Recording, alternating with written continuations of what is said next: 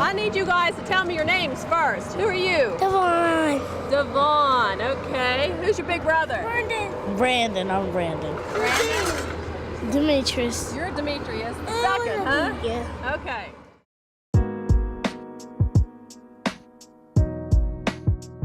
My name is Brandon Thomas. I go to WVU and I moved into my Habitat house when I was 9 years old.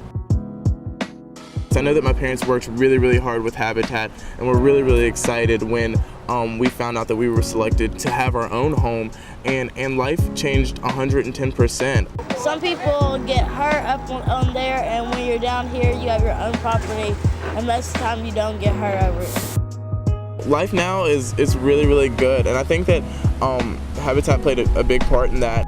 I just enjoy it. Classes are going well, school as well, and I'm just looking towards the future.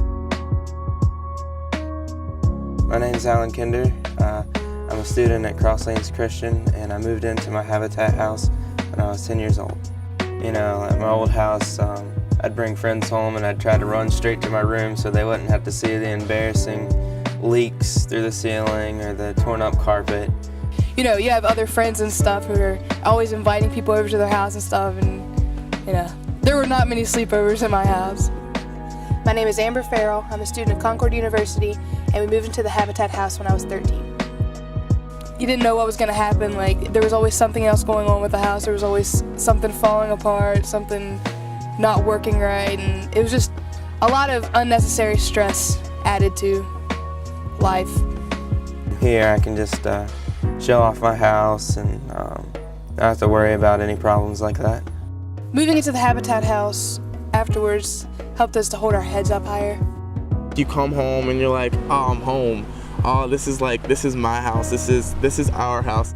It's a long-term living, plan on being here a while, home. It'll always be there for you, and that the people that live there will always be there for you.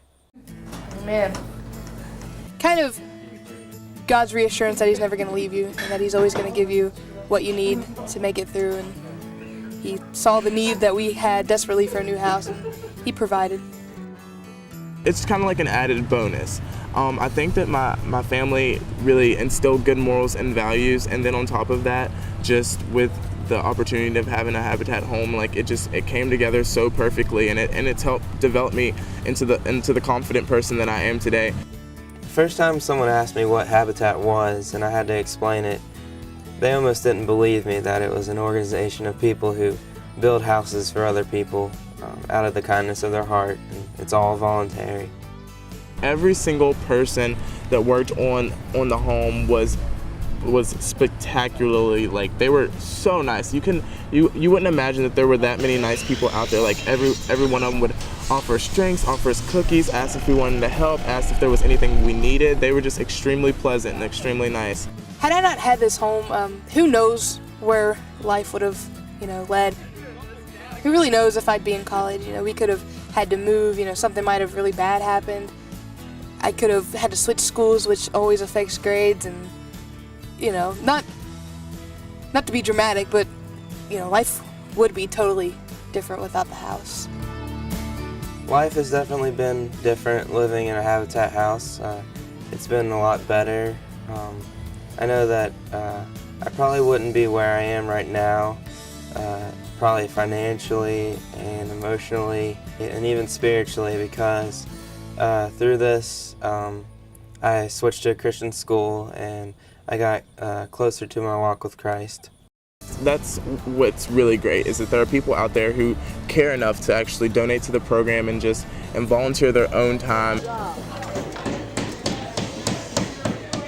I think my experience with Habitat has definitely helped shape who I am now. Just knowing that, that God has said that He will protect us and will keep us safe and provide for what we need, and just knowing that, not just in a house, but knowing that my whole life, and that He'll send people along to help us in kind of the way He did with Habitat, sends people along to volunteer and to fill the need that you have. And that's a value and that I would never trade for anything, and that has gotten me through a lot in life. Habitat for Humanity like changes lives and like it makes dreams come true, and to just remember what it was like that first week moving into their house. Like I think it would be awesome to like help another family experience that. If I were able to meet all of the people who helped build my house or had any part of changing my life, I would probably run up and give them a big hug and thank them, because when the house was built, I was probably too young to realize that everybody put hard work into building a house for me. I was involved in the community service club here, and one of the things that we actually did was work with Habitat for Humanity, and I knew that this was definitely an important thing that I wanted to do just because of what they had given to me and my family. Like I wanted to be part of that and like give that to someone else in their family. Volunteer, give money, pray, anything, because it's a wonderful, wonderful organization, and anything would help. If someone walked up to me today and was like, hey, I'm thinking about doing community service with Habitat for Humanity, I would tell them thumbs up. It's one of the greatest things that you can do, and it can really impact your life. Not only are you helping people, but I feel like you in return are learning, and you in return are getting blessed by what you're doing. So I would definitely tell people to get involved. Even though that's not all there is to life, a house isn't the most important thing to life. It's pretty important, and that has a chain reaction on other things. And I just want them to know how grateful I am for the opportunities that they gave me and my family. Our whole family appreciates it, and we love Habitat for Humanity for that. So, Thank you.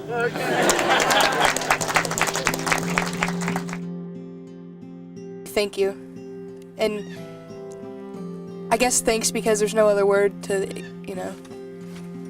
describe the feeling that I have towards them, but I guess thanks.